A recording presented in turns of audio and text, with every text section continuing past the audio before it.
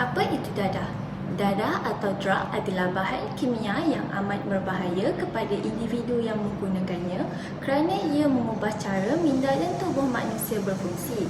Dadah merupakan satu istilah khas yang merujuk kepada sejenis bahan yang mendatangkan kemudaratan kepada kesihatan seseorang dari segi fizikal, mental dan emosi serta tingkah laku apabila digunakan. Akibat daripada kesan ini, seseorang yang menyalahgunakan dadah akan menjadi ketagih dan akan terus bergantung kepadanya. Ciri-ciri dadah adalah seperti berikut. Yang pertama, mempunyai kesan paling ketara ke atas sistem saraf pusat iaitu otak dan saraf tanjung. Yang kedua, digunakan bukan untuk tujuan perubatan dan penggunaannya adalah dilarang. Yang ketiga, diperolehi secara haram.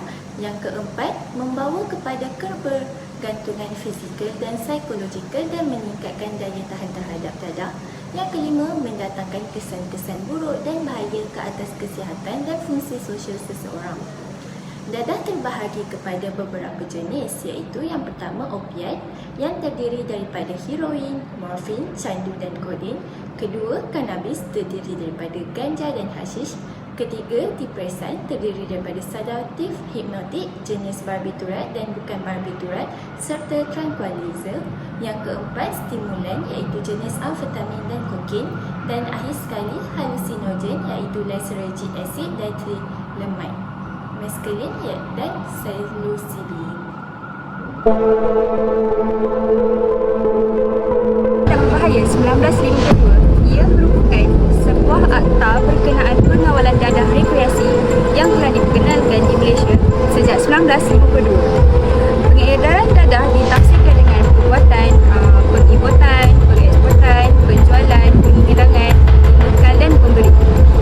Terdapat 6 seksyen dalam akta dadah berbahaya 1952.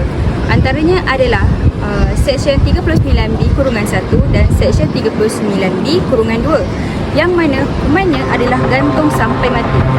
Seksyen 39B-1 akan disabitkan kesalahan jika kesalahan mengedar dadah, dan Seksyen 39B-1 disabitkan kesalahan jika memiliki dadah melebihi kuantiti.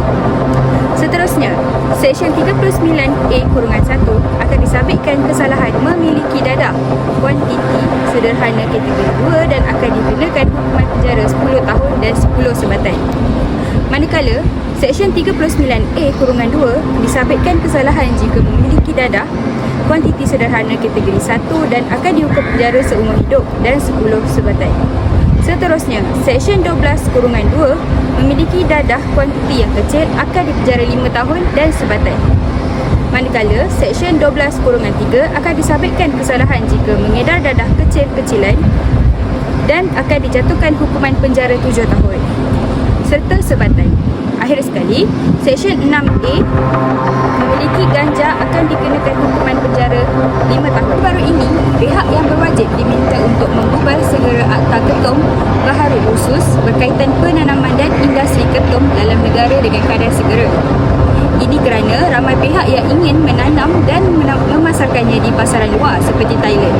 Namun begitu, air daun ketum sering disalahgunakan oleh sesetengah individu atau penagih dadah kerana ianya mengandungi bahan-bahan psikoaktif mitrazenin yang memberi kesan stimulan, sedatif dan euforia hingga boleh menyebabkan ketagihan. Kesan buruk pengambilan ketum secara berterusan mengakibatkan ketagihan, insomnia dan hilang berat badan. Mitrazenin iaitu bahan aktif dalam air daun ketum adalah bahan psikotropik yang dikawal di Malaysia. Oleh itu, mitrazenin disenaraikan dalam jadual ketiga racun iaitu bahan-bahan psikotropik Akta Racun 1952. Jika disabitkan kesalahan, denda boleh dikenakan di bawah Seksyen 30-5 Akta Racun 1952 iaitu denda tidak melebihi RM10,000 atau 4 tahun penjara ataupun kedua-duanya sekali. Di sini saya akan kongsikan tentang kebaikan dan keburukan dadah. Setiap benda akan ada kebaikan dan keburukan, samalah macam dadah. Dadah tu membinasakan, seperti mana yang semua orang tahu. Ia adalah antara perosak anak muda di serata dunia adalah disebabkan penyalahgunaan dadah. Namun, dadah itu sendiri tidak bersalah. Yang bersalah adalah mereka yang mengeksploitasikan golongan yang lemah yang kemudiannya menyalahgunakan untuk sebab-sebab tertentu. Tapi kebanyakannya dadah jalanan yang menjadi merosak anak muda sebenarnya mempunyai manfaat yang besar kepada kesihatan. Di sini saya ingin mengkongsikan beberapa jenis dadah jalanan yang berbahaya tetapi mempunyai manfaat. Jadi saya ingin mengkongsikan kebaikan dadah yang pertama, iaitu syabu. Jika anda mempunyai masalah untuk fokus di tempat kerja atau mudah diganggu dengan angan-angan, rasa gelisah atau rasa terganggu, anda mungkin mengalami attention deficit hyperactivity disorder. Stimulan seperti mit jika diambil dalam dos tertentu mampu menyedia bahan kimia dalam otak yang dipanggil mancar neuro seperti dopamin dan norepinephrine. Kedua-dua ini membantu mengawal ketagihan, kelakuan dan obses terhadap sesuatu. Namun ia tak bermaksud anda harus mendapatkan atau gunakan syabu hanya kerana ia dapat membantu masalah ini. Selain itu, syabu juga dapat memerangi obesiti dan banyak program turunkan berat badan yang cepat mengesyorkan pengambilan dadah yang dipanggil dextrosin. Dadah kedua yang mempunyai kebaikan adalah heroin. Ya, semua tahu heroin adalah antara dadah yang paling berbahaya di dunia. Namun, dalam penegahan kesakitan, kenapa yang dapat menandingi heroin? Di United Kingdom, heroin diberikan kepada wanita hamil yang dikenali sebagai diamorphon, iaitu heroin. Ia mungkin diberikan untuk menyelamatkan ibu-ibu hamil yang sedang dalam ketakutan. Ia disuntik ke dalam secara intravena ke dalam saluran iaitu saluran darah bagi mengedegakan kesakitan yang amat sangat dan mengurangkan tekanan. Namun ia juga memungkinkan proses melahirkan anak menjadi lebih lama tetapi rendah risiko. Jika hanya disuntik sekali, ia tidak akan menyebabkan ketagihan dan tiada kesan buruk dalam badan. Seterusnya, ganja. Tak kisahlah apa pun nama yang anda panggil, ganja, pot, marijuana, grass, herb atau weed, dadah ini sekini menjadi bahan pertengkaran di antara dua pihak yang berkelagak. Dianggarkan sebanyak 3.8% daripada populasi dunia menggunakan dadah ini. Di Amerika Syarikat, 26 negeri menggunakan ganja dalam perubatan. Jadi, memang benar ganja yang mengandungi cannabinoids mempunyai kebaikan untuk kesihatan. Antara salah satunya adalah sebagai penahan sakit yang ada dalam THC. Malah, badan kita sendiri menghasilkan cannabinoids dalam jumlah yang kecil secara semula jadi bagi mengurangkan kesakitan bila diperlukan. Itu sahaja kebaikan yang kita boleh dapati dalam dadah. Seterusnya anda boleh cek di Google untuk info yang lebih dalam. Info yang lebih dalam dan jenis dan berbagai jenis dadah lagi. Jadi saya akan menceritakan tentang keburukan dadah kepada individu.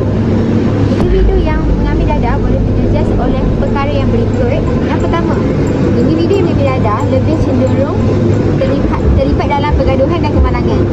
Yang kedua, dadah boleh menyebabkan masalah kesihatan mental bagi individu yang berisiko. Yang ketiga, penagihan dadah yang teruk boleh merendahkan sistem imuniti seseorang dan mereka senang mendapat cakitan. Dan yang keempat, pengguna dadah terdedah kepada penyakit-penyakit seperti HIV, AIDS, hepatitis dan yang lain-lain. Dan yang terakhir adalah risiko jangkitan ini bukan sahaja terlihat kepada mereka yang mengambil dadah secara sekikan, sahaja kerana secara amnya kesemua mereka mengambil dadah cenderung untuk melakukan perbuatan risiko yang lain. Assalamualaikum warahmatullahi wabarakatuh. Nama saya Samira Kristina dari rancangan MBC TV. Seperti yang dijanjikan pada episod minggu lepas, kita akan ada perbualan bersama bekas penari dadah. Kini kami bawakan Encik Abu, bukan nama sebenar, untuk sesi perbualan. Kita membuang masa, mari kita mulakan sesi perbualan kita bersama Encik Abu. So, boleh kita mulakan? Boleh Cik perkenalkan diri, Cik? Sebelum terlebih dahulu saya ingin ucapkan terima kasih kepada so dengan panggil saya untuk interview sama diri saya kan. Dengan diri saya, nama saya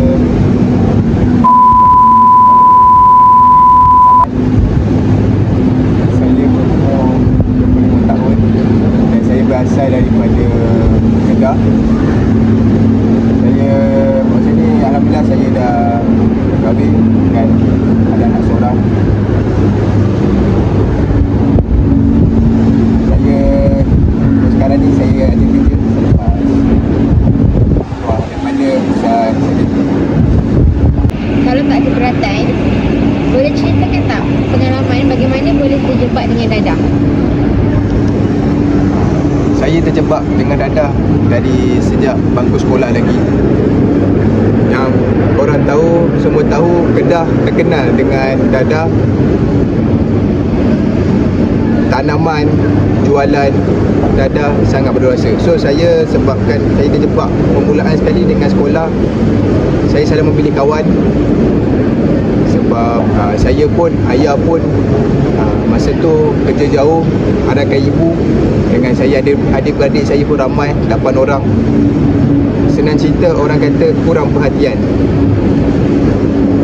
Jadi dia berlakunya saya kegiatan dadah ni dengan kawan. Saya tadi ikut dengan kawan keluar malam, lepak malam. Dengan kawan-kawan saya berikan saya permulaan sekali dadah jenis balut, iaitu ganja. Saya terjebak dengan permulaan. Saya menolak sebab saya takut atas kerosakan diri disebabkan dengan masalah keluarga, masalah duit, masalah masa depan saya. Masa tu saya fikirkan keluarga tidak penting bagi saya, dan saya rasa dadah tu dapat meriliskan segala masalah yang saya ada. Dan saya permulaan saya mencuba daripada rakan saya, lama kelamaan menjadi benda tu ketagih pada diri saya. Kalau kita boleh ubahkan balik masa, saya memang tidaklah untuk mengambil dadah. Punca-punca lain saya juga mengambil daripada terikut dengan ponten sekolah, tidak pergi sekolah. Sebabkan itu masa depan saya sangat hancur.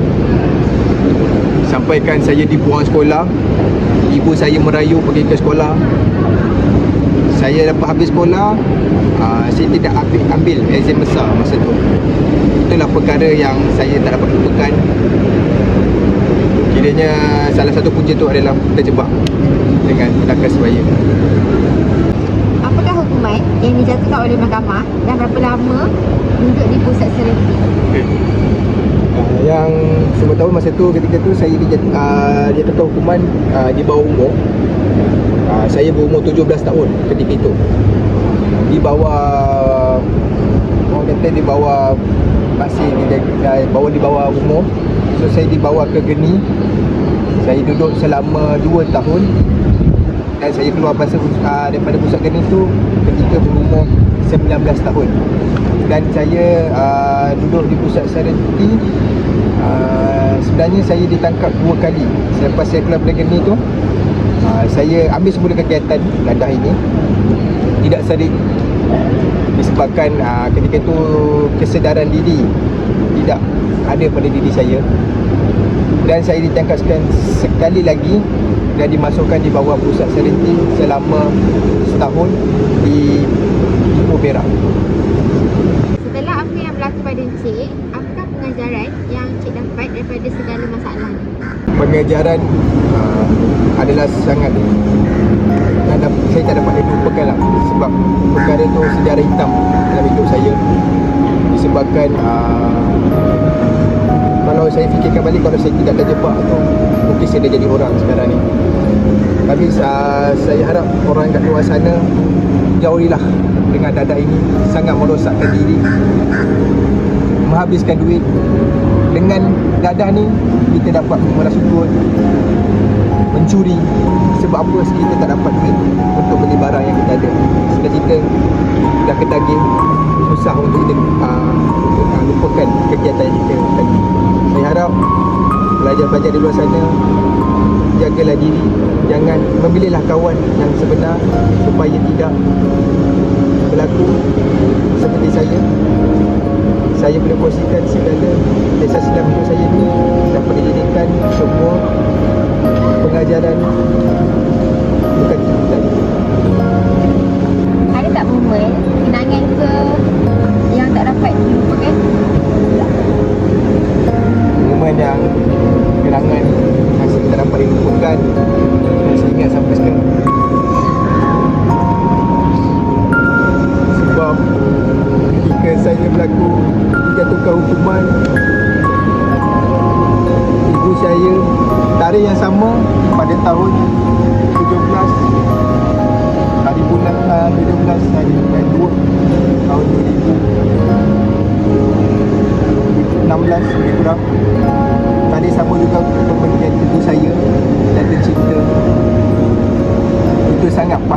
sangat gelap dalam hidup saya, disebabkan perkara itu sangat memberi pengajaran yang tak dapat saya lupakan sehingga kini.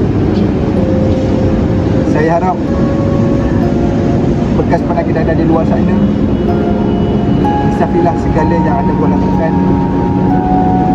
Pada luar sana juga yang ada ibu dan bapa, jagalah mereka, hargailah mereka, sebab mereka lah menjadi kekuatan kita. Sekiranya tiadanya mereka di dunia ini, siapalah kita? So, ingatlah bersama. Kita melabuhkan diri pada hari ini. Kita tutupi sesi temu kita bersama soalan yang terakhir. Apakah kata-kata terakhir untuk disampaikan kepada bekas penagih dadah di luar sana? Okey.